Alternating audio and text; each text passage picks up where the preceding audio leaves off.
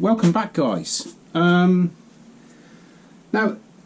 this next project, it didn't start out being a video. I don't know about you, but most of my projects I don't usually record. I'll record loads of them, but I'll come in here and I'll make something and I'll post it on Instagram.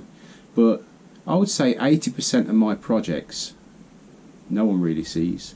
But this one, I started this, and what it is, it's some of this really old Crystic roof. It's polyester, and it's basically off a roofing merchants, and what they do is they put fiberglass over like the roof of a porch, and then they'll tip this on. You have to, where are we? You have like a catalyst, you know, like a real thin catalyst, and you tip it on. So I was using this up. As you can see, it's pretty damaged. It's been under there, so I wanted to use it up. So I wasn't really bothered about oh, someone's car's going off. I wasn't really bothered about how it was going to come out, because I was never going to record this anyway. It was just getting rid of it. Now a friend of mine, Dale, Maple Tree Studios, he lent me his pressure pot because he knows I can't really afford one yet. So he says, look, borrow mine for a couple of months until you can get one. It's a good excuse to go over to his place and do a beard invades as well. So yeah, so it's a case of using that up, practicing with the pressure pot, and this is the outcome. So I chucked in a load of the shavings from the, you know, the bowl that I made for Cheryl over two, I think it was over 2 lives. It was the tiger oak bowl. So I shoved a load of these shavings in and made a paste almost. It was really thick, and a bit of pigment powders, and this is how it turned out. As you can see, it came out and I started turning it, but as I was turning it, I started to realise I should have recorded this, because I'd like to do something special with it. So what I'm going to do now is I'm going to mount this in the chuck, and I'm going to flatten this top because it's not flat, and then I'm going to remount this plate to it, so I can put it back on the lathe and it's all true. But what I'd like to do, which I've never done before with resin, is I'd like to start making a series of small holes right the way throughout this, and I'm thinking maybe it can be a potpourri bowl or something. I mean, when the holes are in it, you're not going to be able to put any fluids in there, but I wouldn't anyway. So that's the idea. Flatten that, chuck a load of holes. Most lathes have got an indexing way of indexing. On my lathe, it's the way that you lock the chuck.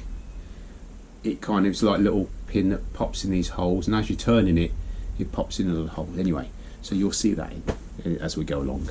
Right, wish me luck, because it is polyester after all.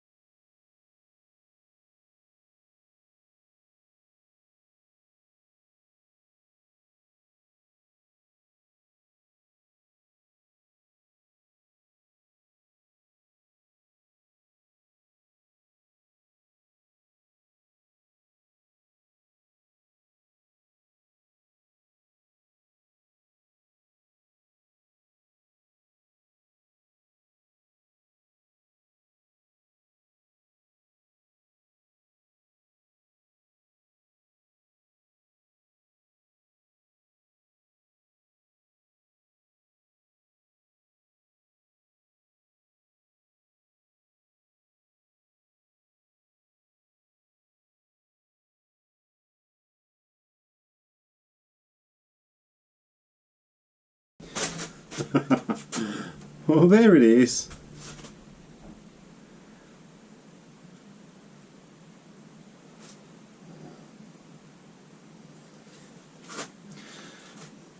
It reminds me a little bit of, and I'm not saying I'm old enough to remember this sort of stuff, but do you remember Bakelite? It was like a type of plasticky, resiny type stuff. Well, I think more so resin, plastic. Well, I don't know. I'm not old enough to remember that anyway. I really enjoyed making this. I just amused myself. I did start off indexing the chuck with the lock. Now I know there's like loads of holes that you know, I think there's 24 holes, but I think I started off with 1, 2, 3, 4 these here, one notch more than these here, these around this side. I don't care, I like it. All it was old resin, scraps of sawdust, and a bit of time on the lathe, and that's all it is, right? I know it's random, guys, but a massive thanks for watching. If you haven't subscribed, please subscribe. Please subscribe, like, share, and hopefully we'll see you next time. Oh, hit that bell as well on your way out.